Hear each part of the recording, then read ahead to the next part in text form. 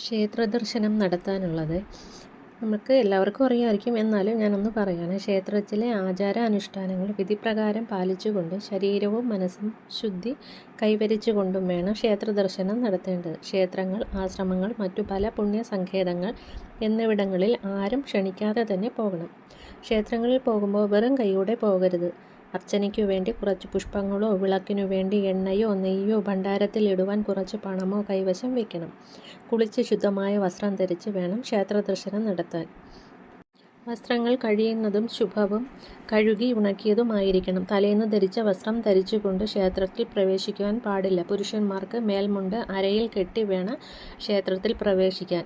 Shirt പകുതി ഊരി ക്ഷേത്രദർശനം നടത്തുന്ന രീതി ഒഴിവാക്കേണ്ടതാണ്. സ്ത്രീകൾ മുഖവും ശിരസും മറയാതെ വേണം വസ്ത്രം ധരിക്കേണ്ടത്. കുട്ടികളെ ക്ഷേത്രദർശനത്തിന് കൊണ്ടുപോകുമ്പോൾ അവർ ക്ഷേത്രത്തിൽ വെച്ച് മലമൂത്ര വിസർജനം നടത്താതിരിക്കാൻ ശ്രദ്ധിക്കേണ്ടതാണ്. അങ്ങനെ സംഭവിച്ചാൽ സ്വന്തം ചെലവിൽ പുണ്യാഹം നടത്തിക്കുക. അതുപോലെ മുറുക്കുക, പുകവലിക്കുക, നഖം, മുടി, രക്തം, തുപ്പൽ തുടങ്ങിയവ ക്ഷേത്രസന്നിധിയിൽ വീഴാൻ ഇടയാകുക എന്നിവയും അശുദ്ധീകരണങ്ങളാണ്.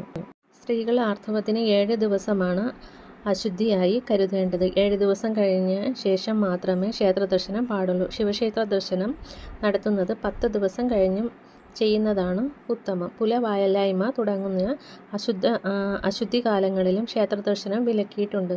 ബന്ധുക്കൾ മരിച്ചാൽ 16 ദിവസം കഴിഞ്ഞ ശേഷം മാത്രമേ ക്ഷേത്രദർശനം പാടുള്ളൂ. പ്രസവം കഴിഞ്ഞാൽ അമ്മയും കുഞ്ഞും കുഞ്ഞിൻ്റെ ചോറൂണിനോ അത് കഴിഞ്ഞ ശേഷമേ ക്ഷേത്രദർശനം നടത്താവൂ. ക്ഷേത്ര മതിൽക്കെട്ടിനുള്ളിൽ പാദരക്ഷകൾ ഉപയോഗിക്കാൻ പാടില്ലാത്തതാകുന്നു. പ്രസാദം, നിവേദിച്ച വസ്തുക്കൾ, ഇല തുടങ്ങിയവയൊന്നും ക്ഷേത്രത്തിൽ വീഴാൻ പാടുള്ളതല്ല.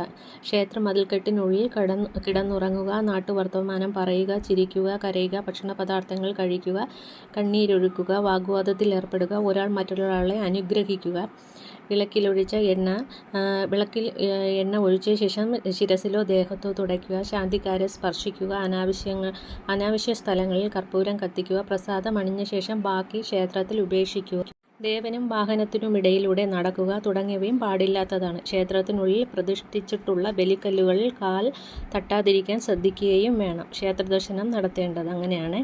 അഥവാ അറിയാതെ കാൽ തട്ടിയാൽ ക്ഷമാപണത്തോടെയും ഭക്തിയോടെയും തൊട്ട് മൂർധാവിൽ വയ്ക്കുക. ക്ഷേത്രം ദേവശരീരമാകയാൽ അതിനകത്ത് പ്രവേശിക്കുന്ന ഭക്തൻ തൻ്റെ ഓരോ ശരീരഭാഗങ്ങളെയും ദേവൻ്റെ അതാത് ഭാഗങ്ങളുമായി ലയിപ്പിച്ചുകൊണ്ട് പ്രവേശിക്കണം.